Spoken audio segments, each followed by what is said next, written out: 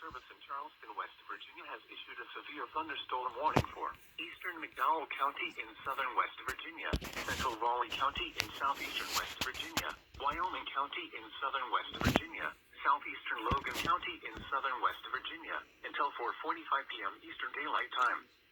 At 3:57 p.m. Eastern Daylight Time, severe thunderstorms were located along a line extending from near Shady Spring to near Flag Top to near Mullins to near Oceana, moving southeast at 45 miles per hour.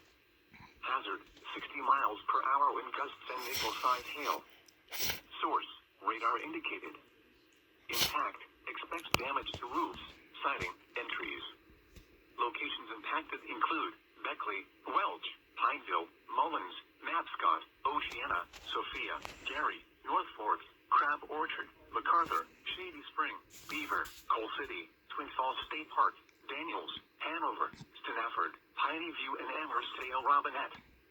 This includes the following highways: West Virginia Turnpike between mile markers 28 and 43. Interstate 64 in West Virginia between mile markers 120 and 132.